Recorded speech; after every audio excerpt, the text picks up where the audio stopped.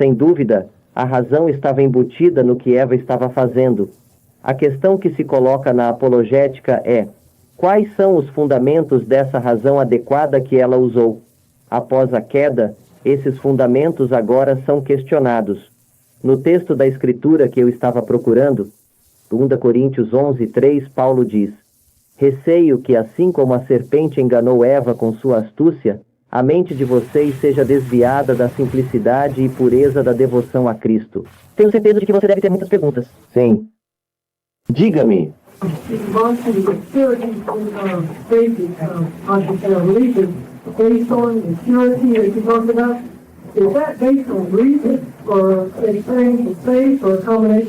Está perguntando o que é fé experiencial, isso?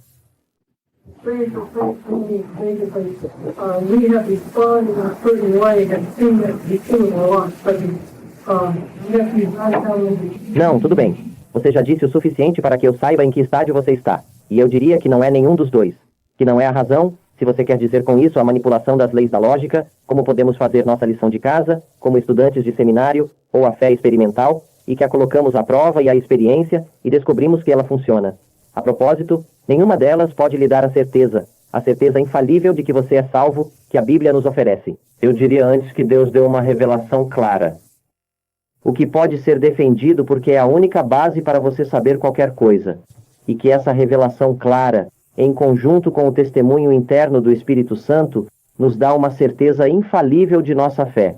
Mas não acredito que o Espírito Santo pegue evidências prováveis ou incertas e as transforme em evidências certas, certezas ou garantias infalíveis em nosso coração. Acho que ele pega certas evidências infalíveis, e o que essa persuasão moral infalível transforma em fé infalível em nosso coração. Identifique-se. Josias. Josias o quê? A casa do homem do Alabama. Você disse algo, e eu só quero saber o que você quis dizer com isso. Você disse que nosso dever é confrontar o mundo em seus próprios termos.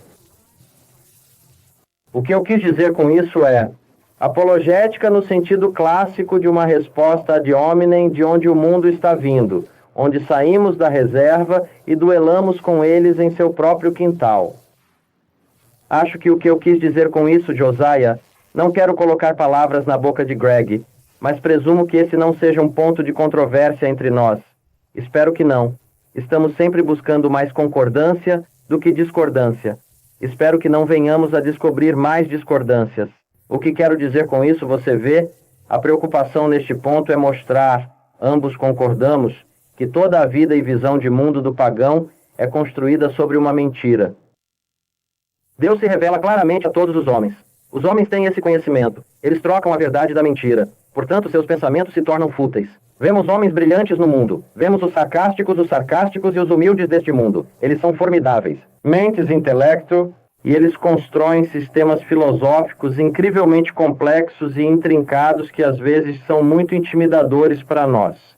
Mas sabemos que, em última análise, os sistemas inteiros são tão exercitados quanto inúteis. E não seria esse o caso se o ponto de partida deles fosse a rejeição da revelação de Deus? Se eles se recusarem a reconhecer o que sabem ser verdade, no início de seu pensamento, você sabe, Greg e eu concordamos, há uma revelação geral objetiva. Ambos concordamos que existe uma teologia natural objetiva. Puxa, achei que tinha ouvido você dizer que o conhecimento é transmitido. Revelação geral objetiva. Mas a teologia natural está tomando conhecimento sobre a natureza, que por si só não tem nada a ver com os pressupostos de Deus e tudo mais, e partindo deles de forma independente e autônoma para outra conclusão, a saber, que existe um Deus. Acreditamos que há um argumento objetivo para a existência de Deus, mas não acho que seja a teologia natural. Acho que é um argumento transcendental. O que quero dizer sobre a teologia natural é que o que quero dizer com teologia é o conhecimento de Deus. O que quero dizer com uma teologia natural é um conhecimento de Deus que vem por meio da natureza. Você não acredita nisso?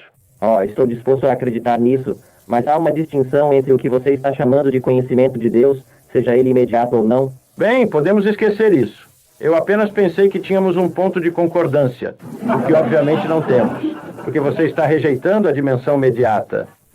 Não, estou rejeitando a natureza do argumento que a antiga escola de Princeton usou para fundamentar esse conhecimento de Deus. Certo, mas não estamos falando disso agora. Estamos falando simplesmente sobre se concordamos ou não com a existência de um conhecimento natural de Deus, que todos os homens têm. Sim, eu diria que isso é imediato. Ok, provavelmente imediato. Não, eu também diria que o apologista pode dar uma prova imediata, transcendental e objetivamente válida da existência de Deus. Você está bem. Não era isso que Aquino estava fazendo. Tudo bem, o Aquino estava indo para o mediano. Imediato, não imediato. Ele queria provar imediatamente. É isso que eu estou tentando fazer. É nisso que Calvin acreditava. E estamos prontos para ir. Tenho essas citações aqui, se você quiser que eu documente isso. Não estou apenas dizendo isso. Calvino usa esses mesmos termos. Imediato. Quando ele fala de Romanos 1,18, Romanos 1,21, procure. Mas o outro ponto que quero transmitir aqui é que o que ambos estamos tentando fazer é mostrar que os sistemas pagãos que procedem de uma rejeição da revelação geral, seja ela imediata ou não se importam nem um pouco com isso, eles ainda sabem que Deus existe e se recusam a reconhecer Deus como Deus. Você concorda com isso, certo? Todos eles sabem que existe um Deus. Sartre sabe muito bem que existe um Deus. Hume sabia que havia um Deus. Portanto, o ponto de partida para a construção de sua filosofia baseia-se na recusa em reconhecer o que eles sabem ser verdade. Paulo chama isso de insensatez. E se você for um exegeta cuidadoso, perceberá que a palavra tolo, no Novo Testamento, não é apenas um julgamento da capacidade intelectual de alguém. É um julgamento moral. A insensatez é um pecado. De uma perspectiva do Novo Testamento. Portanto, temos um problema moral do homem agora, nessa repressão ou supressão, sufocamento, retenção, como você quiser chamar, dessa revelação geral. Portanto, uma das tarefas do apologista é expor a mentira e a falência desse sistema que é construído sobre uma recusa inicial de reconhecer o que um homem acredita ser verdade. O ponto de partida é uma mentira. Agora, com base nessa mentira, ele pode construir uma visão de mundo muito sofisticada e inteligente. Nós dois estamos tentando mostrar a insensatez disso e expor a insensatez disso. Gostaria de dizer o seguinte sobre o sacerdócio e a escola tradicional, especialmente o seminário de Westminster. Acho que não houve nenhuma escola na história da igreja cristã que tenha produzido um resultado mais devastador. Eu penso sobre isso e sim faz sentido. Quero dizer, como instituição ou escola de pensamento, os discípulos do Dr. Van Til e companhia da escola de pressuposição têm sido mais eficazes em expor as fraquezas e falácias em termos de crítica abrangente de todos os sistemas alternativos ao cristianismo. Não há contestação quando se fala em desafiar os fundamentos sobre os quais essas outras visões de vida e de mundo são estabelecidas.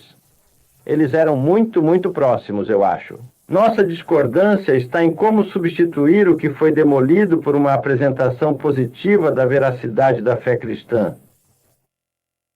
Agora, voltando à pergunta sobre o que eu quis dizer, Josiah, você quer perguntar isso? Ao sair e vencê-los em suas próprias instalações. O que quero dizer com isso é que você deve sair e mostrar a eles que eles dizem que temos razão. Acreditamos que somente aquilo que é racionalmente demonstrativo é verdadeiro. Você está bem? Seu pressuposto é o racionalismo ou o empirismo de que Greg está falando aqui. Agora, o que tentarei mostrar a eles, argumentando em suas próprias bases, é que eles não podem ter seu bolo e comê-lo também. Vou dizer que, se você for realmente um empirista e tiver qualquer confiança na percepção sensorial, vou tentar levá-lo a mostrar que a percepção sensorial, como método de conhecimento, exige que ele se submeta a uma noção de Deus, porque sem Deus não há garantia alguma de que a percepção dos sentidos tenha qualquer correspondência com a realidade. E se ele é um racionalista que está defendendo a lei da contradição e diz, bem, eu sou Deus, não há garantia de que a realidade corresponderá à razão, ok? Portanto, estou tentando mostrar a ele, ao argumentar seus próprios votos dessa forma homogênea, que ele não pode ter um sistema sensorial bíblico ou um sistema empírico sem Deus. E estou tentando mostrar a ele, o racionalista, que ele não pode nem mesmo ter a razão que está tentando usar para criticar o cristianismo sem Deus. Porque, em última análise, ele está pressupondo a existência de Deus como base para sua racionalidade ou percepção dos sentidos, sem reconhecer isso. Amém. Você está bem? É isso mesmo. Nesse ponto, estamos totalmente de acordo. E quando ele fala sobre um argumento transcendental, em termos kantianos, sobre o que é necessário para que qualquer uma dessas coisas aconteça, para fazer sentido ou ser significativo, em última análise, nas categorias kantianas, transcendental não significa transcendente da maneira normal que usamos, mas ele está apenas fazendo a pergunta: quais são as pré-condições do conhecimento? Nesse sentido, o próprio Dr. Van Kell faz uma distinção entre a pressuposição final e a próxima. Se você está perguntando a mim, ou a qualquer defensor da escola evidencialista, quem acreditaria que Deus é? Deve ser o pressuposto final de qualquer conhecimento, fato ou verdade. A menos que haja um Deus, a racionalidade não tem sentido. A menos que haja um Deus, a autopercepção termina no tipo de ceticismo de que fala o Dr. Clark. Nós sabemos disso. Concordamos com isso. Não somos idiotas. Entendemos que a racionalidade, para que tenha algum significado, deve se basear, em última instância, em Deus. Acreditamos nisso e sabemos disso. A disputa ocorre na forma como procedemos para argumentar a favor disso. Queremos simplesmente passar da epistemologia para a ontologia. Talvez tenhamos que entender mal as pressuposições. É por isso que gostamos de nos reunir e tentar entender isso. Porque eu só conheço o Dr. Van Til por ler seus livros. Eu o conheci, conversei com ele, tive conversas, mas não me sentei em sua sala de aula e fiz 1000 perguntas, como Greg e outros fizeram.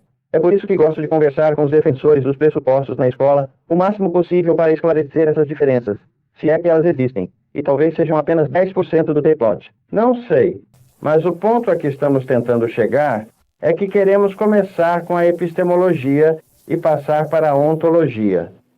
Eles querem começar com a ontologia e depois mostrar que toda a epistemologia é construída sobre ela.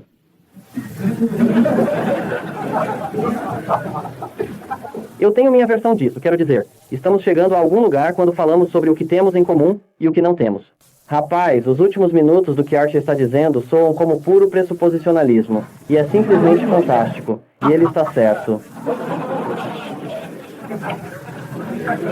A questão é, depois de fazer a crítica interna, mostrar a insensatez da incredulidade e levar o homem a esse ceticismo, niilismo e tudo o mais, como você mostra que não se trata apenas de um tiro no escuro?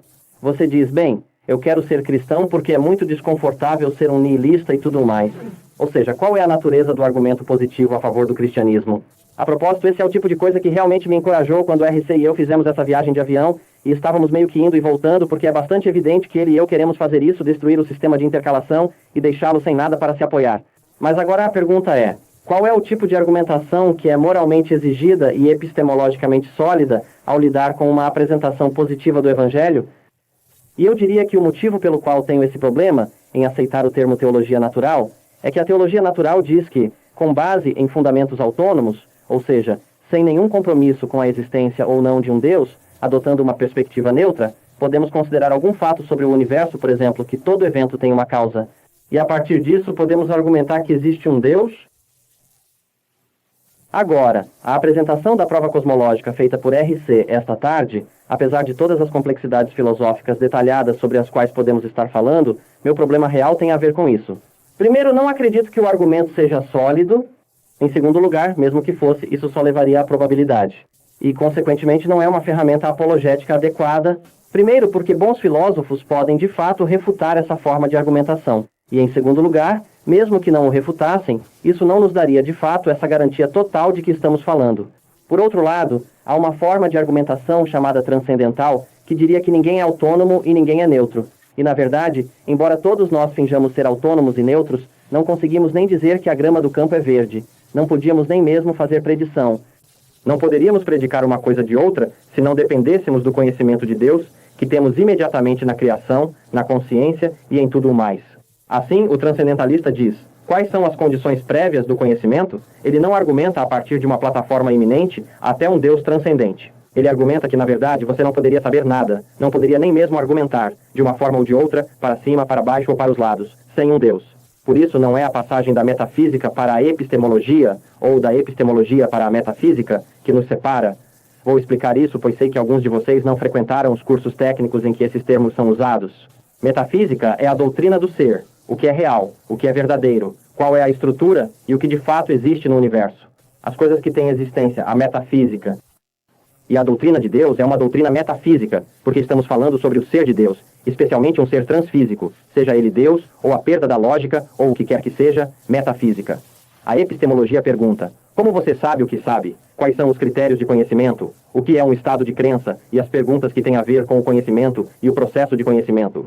Agora a RC está dizendo que quer começar com a epistemologia e passar para a ontologia ou metafísica. Quando começamos com a lei da não contradição, a confiabilidade básica da percepção tensa, a lei da causalidade, e a partir dessas plataformas epistemológicas, passamos para a existência de Deus. O que quero dizer é que você não pode começar, nem mesmo com essa plataforma, se ainda não tiver a existência de Deus. E isso não é uma afirmação ontológica, porque concordamos que, ontologicamente, não haveria nenhuma lógica, ou a experiência sensorial de Deus não tivesse criado o mundo, era um Deus coerente. Estou defendendo um ponto de vista epistemológico de que não faz sentido usar a matemática, o empirismo ou qualquer tipo de ciência natural sem já saber que existe um Deus, que é o contexto no qual a interpretação e a predicação são possíveis. Esse é um argumento transcendental que diz que a condição prévia da inteligibilidade e do conhecimento já é a existência de Deus. E isso não pretende ser um argumento provável para a existência de Deus, mas um argumento certo, um argumento necessário, um argumento inescapável. E, portanto, talvez não consigamos fazer isso e talvez não consigamos fazer nossa lição de casa muito bem, mas o que o programa e as críticas são formalmente é que a teologia natural, Tomás de Aquino, a antiga abordagem de Princeton, em primeiro lugar, não usa um raciocínio bom e filosoficamente sólido, e, em segundo lugar, se usasse, levaria apenas a probabilidades, e, portanto, deixaria o descrente com uma desculpa para sua descrença, porque há apenas probabilidades. Já a abordagem transcendental, ou pressuposicional, não parte de uma premissa natural autônoma para uma conclusão transcendente, mas diz que, na verdade, essa é uma condição transcendental ou prévia de todo conhecimento, que você não pode provar nada. Você não pode nem mesmo provar que seu carro está lá fora, no estacionamento, sem primeiro pressupor que Deus existe. E Art tem razão. O Dr. Van Til distingue entre pressuposições finais e aproximadas. Professor Bonson, como isso é um argumento? O argumento transcendental? Como o que você disse agora é um argumento? Vou dar a você um exemplo de um argumento transcendental. Posso explicar isso? Você a descreveu como uma pré-condição, uma pressuposição e um argumento. Posso entender que se trata de uma pressuposição e uma pré-condição, mas gostaria de um pequeno esclarecimento sobre como se trata de um argumento. Como isso é uma força argumentativa?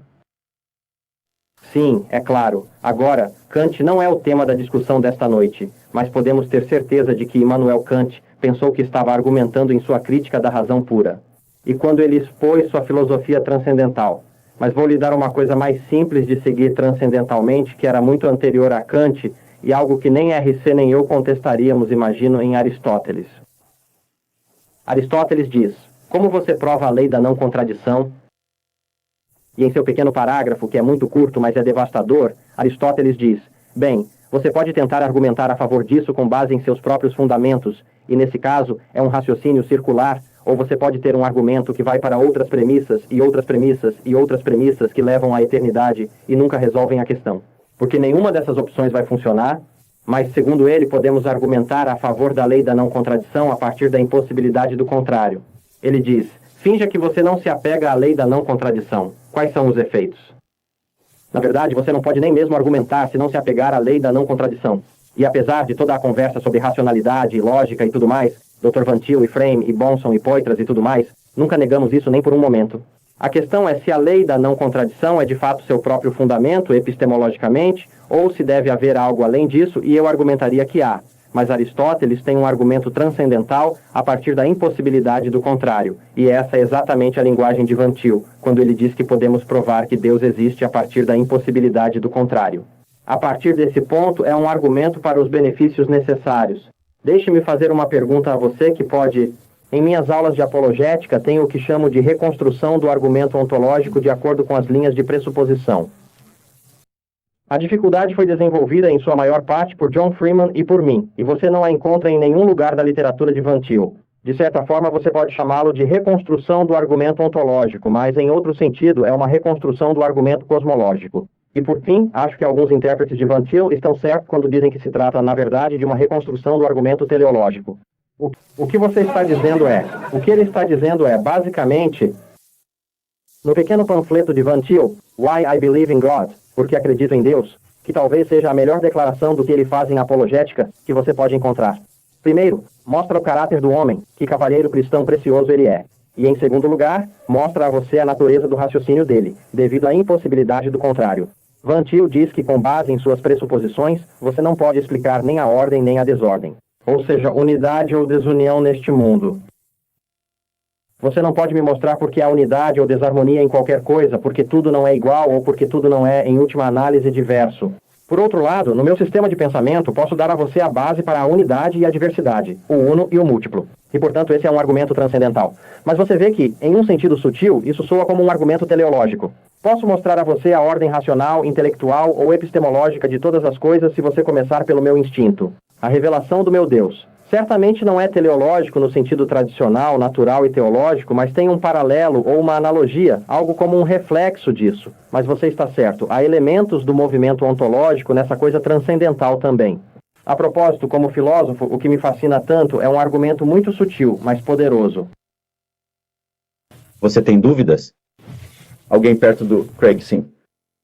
Craig Van Delden, é claro, o grupo de médicos. Gostaria de fazer uma pergunta a você por um instante. Você está falando de muitos argumentos. Craig Van Delden, of course, the doctor's group. Like the back of just for a moment. You're talking lots of arguments. After you got to the point of forcing this man, helping this man to take the camp out of his system and replace it with something with his creators, is there anything at that point which out of necessity forces him or drives him to move to such a revelation and your content with such a revelation? Or can he not say, tell them that set a chance of a self-existent creator, and that's my mouth is open. Você tem uma excelente pergunta, e eu meio que aludi rapidamente a resposta hoje, mas foi tão rápido que talvez não a tenha captado. Mas o que estou querendo dizer é que na apologética, no sentido da fé cristã, não estou interessado em impedir um eu eterno que resiste a si mesmo, certo? Queremos chegar à cruz. E foi por isso que eu disse que, bem, ele disse que tudo bem, isso é tudo o que existe. Então, Calvino diria que passamos da criação para a providência, o que significa lidar agora com a revelação especial, conforme ela ocorre na história e, especificamente, conforme está registrada nas Escrituras.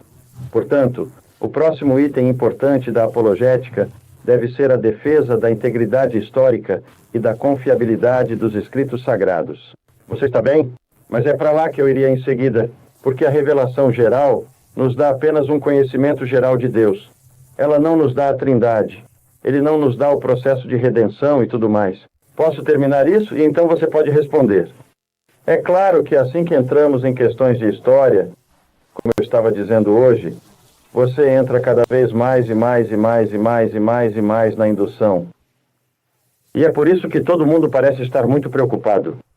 Porque a indução envolve a problemática da percepção sensorial e toda essa questão que o Dr. Bronson tem enfatizado, que é a questão da segurança e da certeza.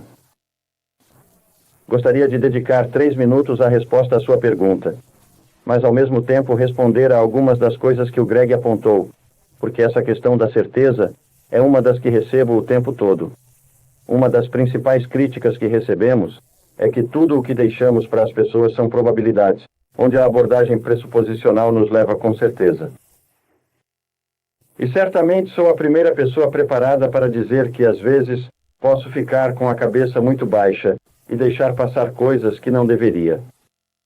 Mas ainda não consegui ver como o pressuposicionalismo proporciona um grau mais alto de certeza do que o nosso sistema, porque parece que você não tem certeza. Para mim, por exemplo, temos menos certeza. E deixe-me explicar por que estou entrando nesse assunto e por que entramos na história e nas lições, que é o que importa. Permita-me usar o silogismo padrão como exemplo dos problemas básicos de objeto-sujeito, epistemologia e ontologia. Vamos pegar o antigo. Todos os homens são mortais. Sócrates é um homem. Portanto, Sócrates é mortal.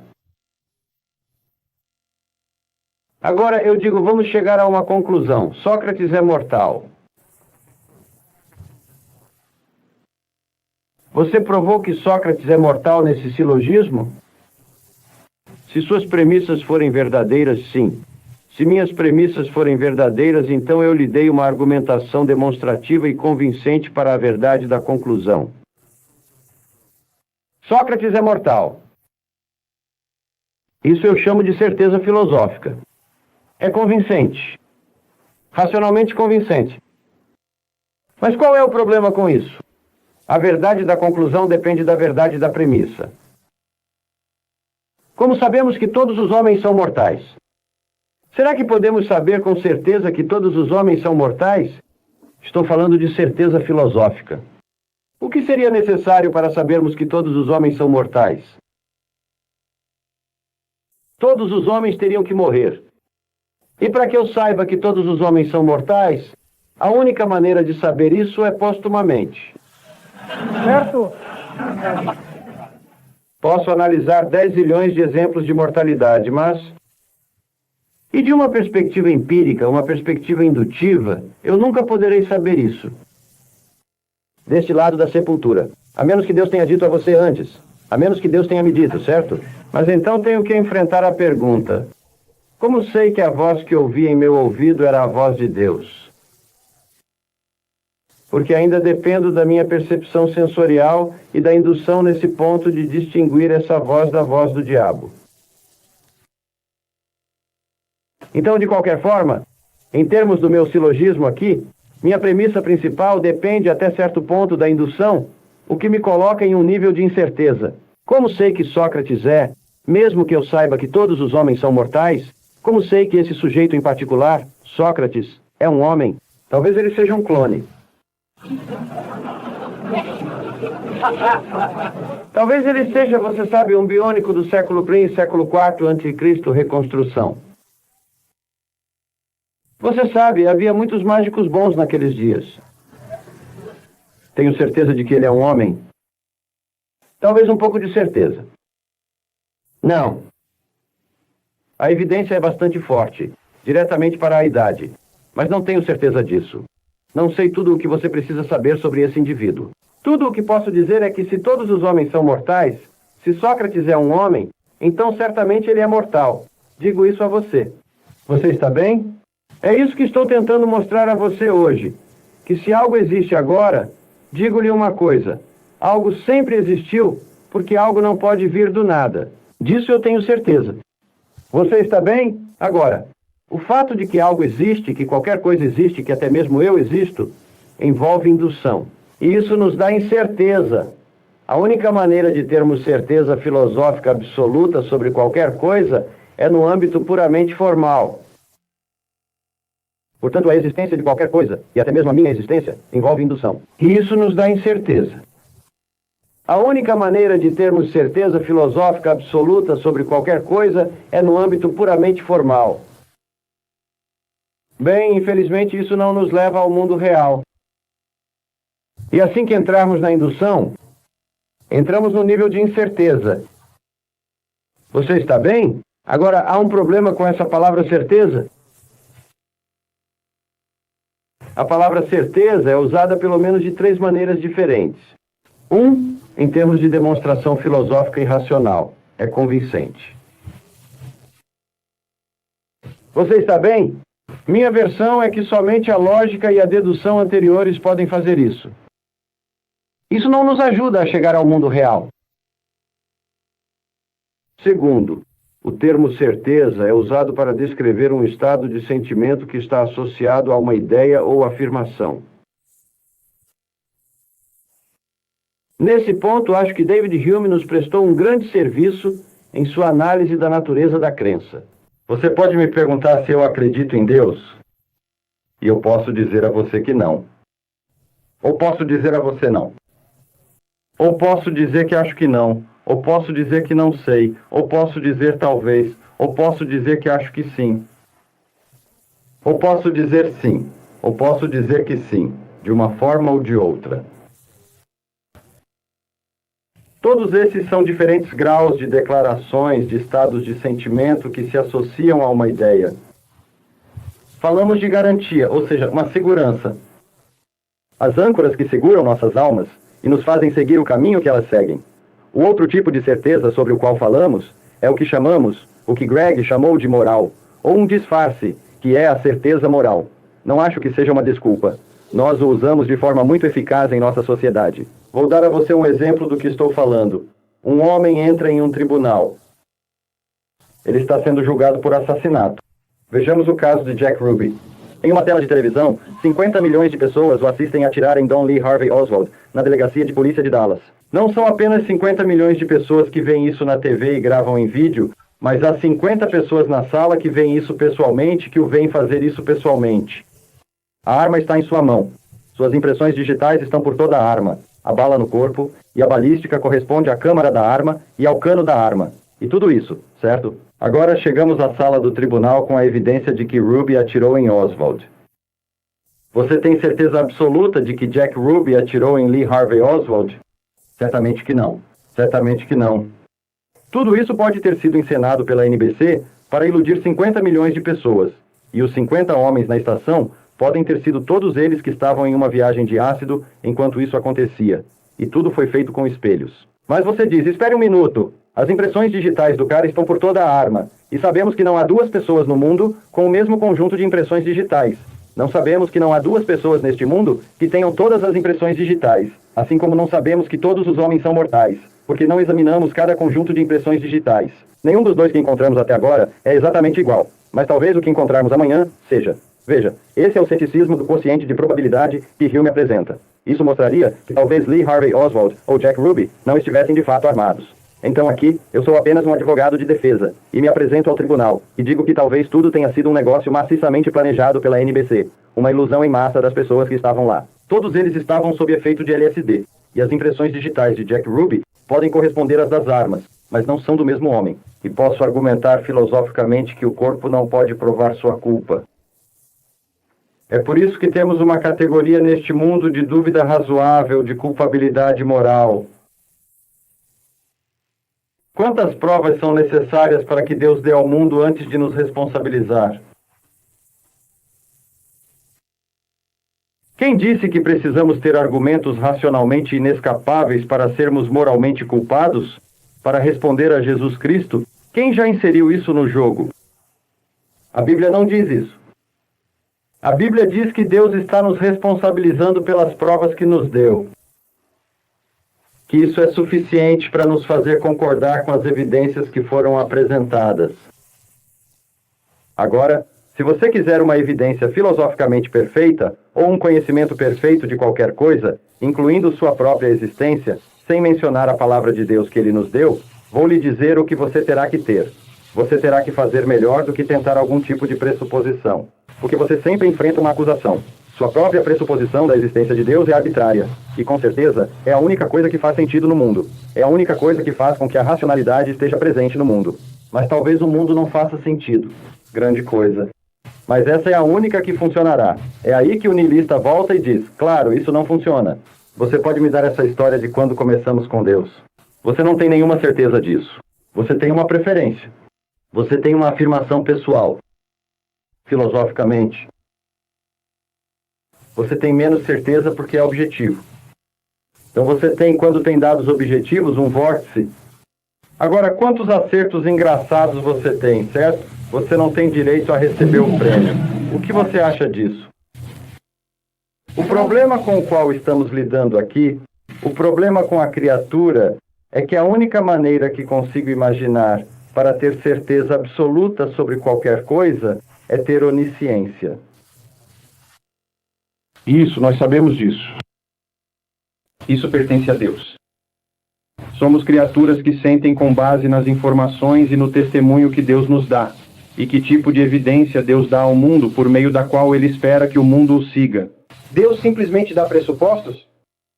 Ou Ele ressuscita Jesus Cristo dos mortos e tem o testemunho de testemunhas oculares em um assunto de história e diz, portanto, você sabe, Esses dias de ignorância, Deus ignorou, mas agora Deus ordena que todos os homens em todos os lugares se arrependam.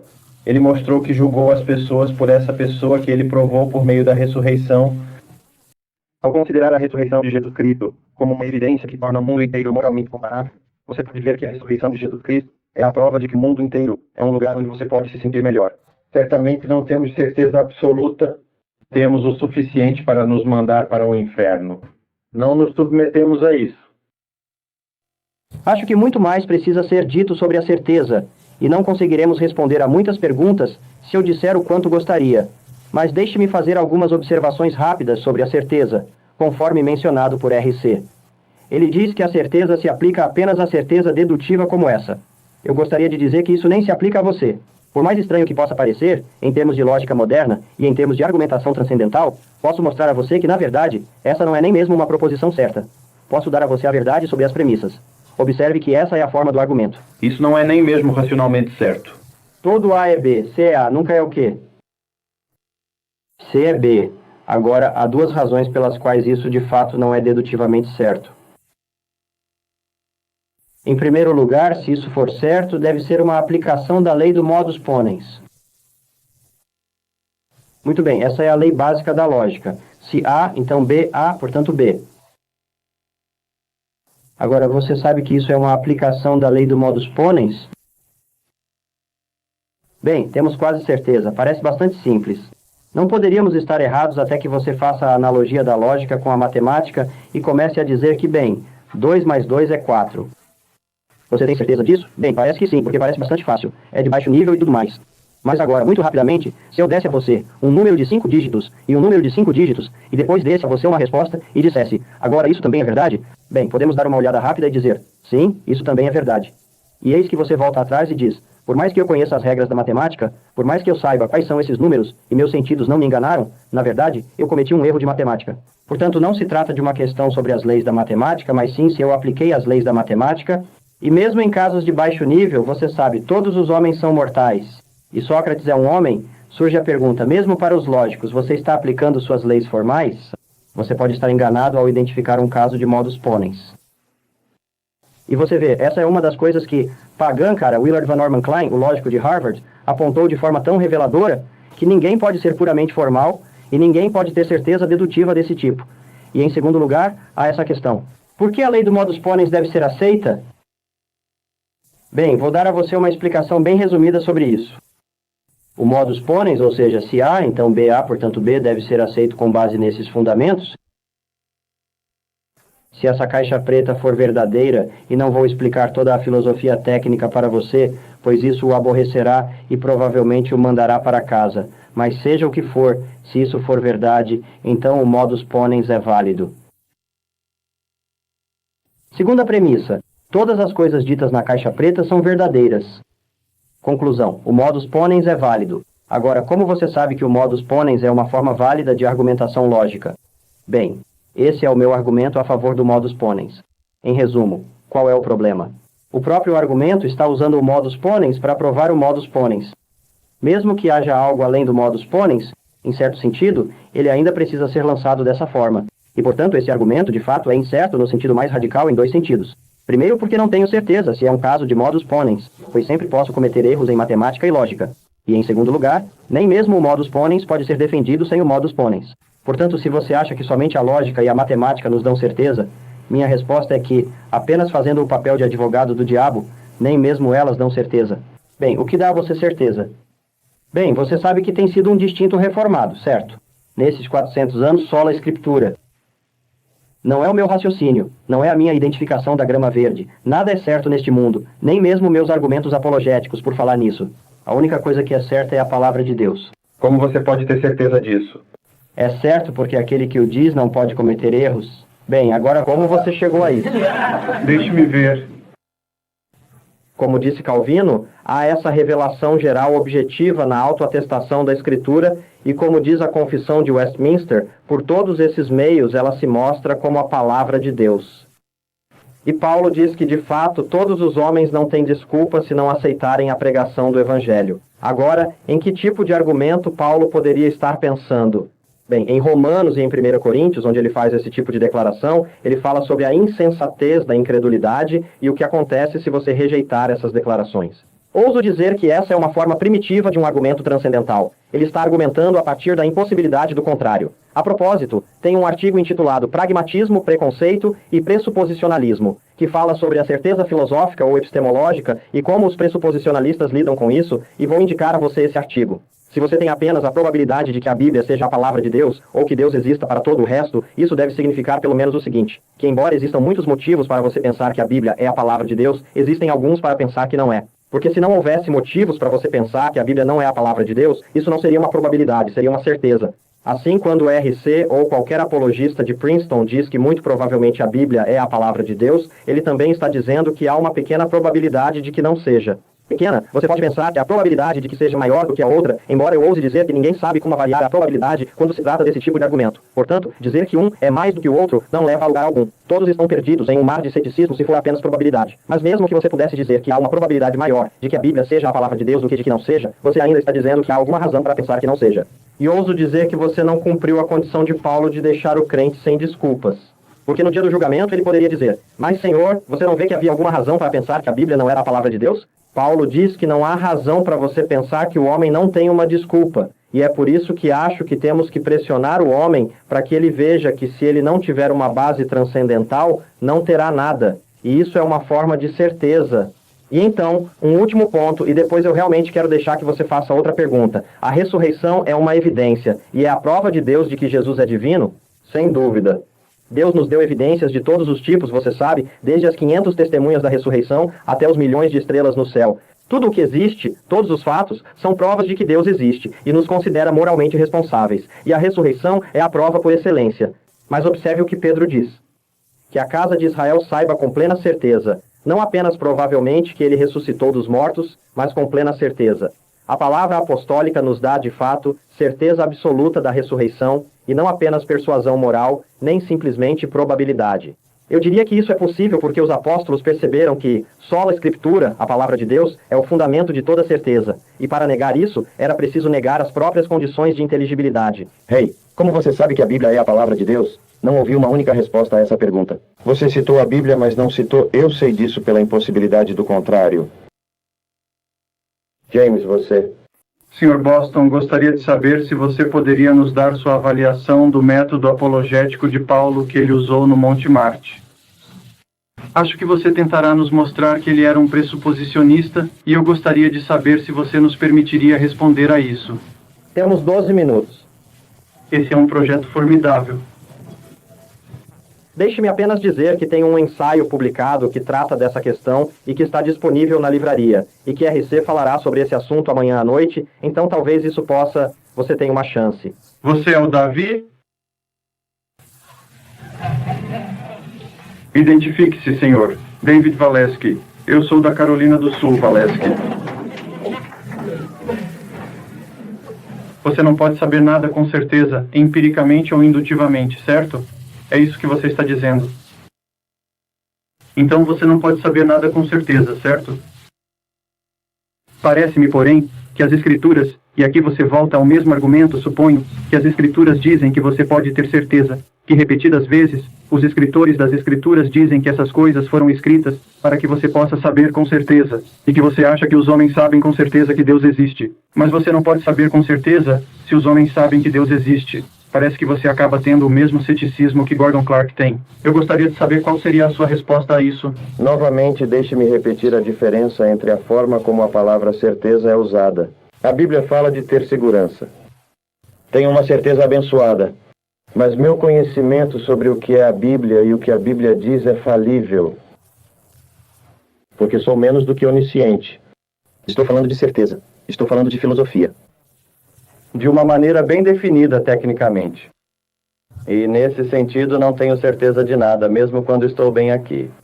Acho que a dedução pode nos dar muito mais certeza do que Gregorov em termos de relação com as proposições e as leis da inferência imediata e esse tipo de coisa. Mas admito que mesmo assim, isso só acontece se a racionalidade for válida.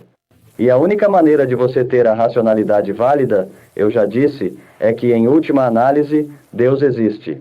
Mas não posso saber com certeza, você sabe que Deus existe. Posso ter plena certeza de meu coração quando o testemunho completo do Espírito Santo vier. Veja, eu olho para as evidências. Essa evidência já é esmagadora. O Espírito Santo me diz: ei, essa evidência é verdadeira. Isso é de verdade, você sabe. Legal. Como posso ter certeza de que o testemunho interno do Espírito Santo não é uma indigestão? Agora estou fazendo o papel de advogado do diabo. Tenho de lidar com pagãos todos os dias, e não apenas com cristãos. E eu não vou chegar até eles e dizer porque eu digo isso. E eu não vou chegar até eles e dizer porque eu digo isso. E é com isso que você fica. E isso dá a você pouquíssima certeza, porque em última análise, tudo o que tenho é a autonomia de sua pressuposição sobre a afirmação mais ousada que o mundo já ouviu, a existência de Deus. E eu quero saber como você escapa do subjetivismo. Quero saber como você escapa do fideísmo. Eu ainda não ouvi. Continuo ouvindo negações sobre o fideísmo. Historicamente, o fideísmo significa a rejeição da teologia natural. Por definição, você sabe, historicamente, desde Cusanos até a história da filosofia, o termo fideísmo significa que qualquer conhecimento de Deus deve vir não por meio da teologia natural, mas por meio da fé. Ouvi durante toda a noite que não viemos por meio da teologia natural. Nós viemos pela fé, mas não somos fideístas. Nesse ponto, estou absolutamente perplexo. Posso responder antes que você continue? Que, de fato, no testemunho interno do Espírito Santo, não tem nada a ver com argumentação racional. Isso tem a ver com persuasão subjetiva. Certo. E é com a evidência objetiva que o apologista tem que lidar. E então devemos orar, você sabe, se Deus quiser em sua graça, para que o testemunho subjetivo do Espírito acompanhe isso, tornando o homem flexível à evidência. Mas Van Til e os pressuposicionalistas não estão dizendo que sabemos que é verdade, por causa do testemunho interno do Espírito Santo. Eles estão dizendo que há uma revelação de Deus que se autotesta e que, se for negada, você terá negado os fundamentos da argumentação racional. Mas como você sabe que sua pressuposição é verdadeira? De onde vem a certeza que você tem? É isso que estou sempre tentando perguntar. Da impossibilidade do contrário. Tudo bem, como você pode dizer que o contrário é impossível? Bem, você quer que eu passe por algumas das escolas de filosofia e mostre a você? Como é totalmente impossível. Não acho que seja possível e impensável que Deus não exista. Temos uma escola de pensamento, o racionalismo. O racionalismo diz que qualquer coisa que seja verdadeira tem que ser coerente. Você está certo? E você tem outra escola de pensamento, o empirismo. Qualquer coisa que seja verdadeira tem que atender ao padrão da experiência sensorial. E há outras escolas de pensamento que tentam combinar racionalismo e empirismo de várias maneiras. Portanto, há muitas permutações na combinação. Agora, estou dizendo que sabemos que a Bíblia é a palavra de Deus pela impossibilidade do contrário. Se alguém negar que a Bíblia é a palavra de Deus e que o Deus soberano e trino das Escrituras não existe e quiser ser um racionalista, então podemos começar a questioná-lo sobre a possibilidade de coerência em um universo casual. Porque, como RC demonstrou em sua palestra desta tarde, essas são as alternativas.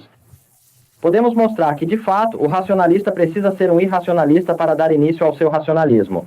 O que você acha do empirista? Por que diz ele a experiência sensorial? Não adianta você ficar aqui nas nuvens com todos esses sistemas formais que não fazem nada de importante para nós. O empirista diz que a experiência sensorial é o critério da verdade. E então você diz, bem, então você sabe que a experiência sensorial é o critério da verdade porque você validou isso por meio da experiência sensorial? Não, eu não fiz isso. Bem, então você não sabe se isso é verdade. E assim você minou seu pressuposto final. E há pessoas que dizem sim, mas e se tentarmos juntar as duas coisas, conectá-las e criar algum tipo de epistemologia dessa forma? E como diz Anthony Flew, de que adianta você pegar um balde com vazamento e adicioná-lo a outro balde com vazamento? Agora você terá apenas um balde com 2 vazamentos. Portanto, todas essas coisas são a mesma coisa. Aqui está a história da filosofia em um esboço em miniatura. Pela impossibilidade do contrário, você não pode ter lógica, não pode ter experiência sensorial sem algo que vá além deles, um fundamento transcendental. Eu adoro. Isso não é a impossibilidade do contrário, e é. Foi isso que você fez. Mostrou-nos que sem Deus temos um balde furado. Você está bem? Sem Deus você não pode nem mesmo. Você não me mostrou. Você ainda não me mostrou porque não podemos estar em um grande balde com vazamento.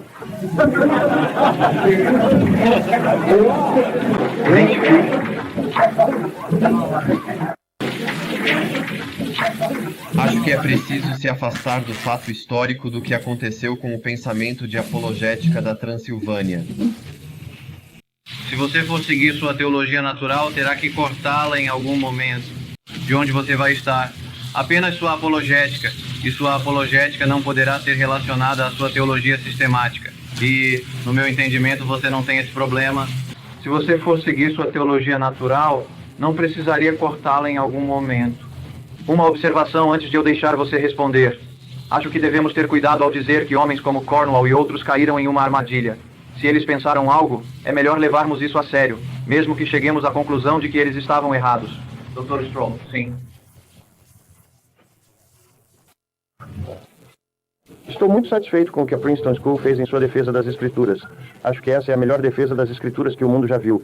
Não acho que isso tenha sido aprimorado e gostaria que voltássemos a isso. Portanto, não tenho motivos para me desculpar pela defesa de B.B. Warfield da infalibilidade das Escrituras, porque ela fornece evidências objetivas e não apenas uma suposição gratuita de que essa é a palavra de Deus. Eu gostaria de saber a diferença entre como um pressuposicionalista defende a Escritura como a palavra de Deus e como um muçulmano defende o Alcorão. Agora, eu sei como Gordon Clark faz isso. Essa é a palavra de Deus. Ele diz que é a palavra de Deus. Como ela é a palavra de Deus e diz que é a palavra de Deus, deve ser a palavra de Deus. Você pode chamar isso de um belo círculo. Eu chamo de círculo vicioso. Isso dá ao pagão uma desculpa para rejeitá-lo. Você pode ter certeza de que o círculo vicioso é o mesmo que o círculo vicioso. Eu concordo. Vão.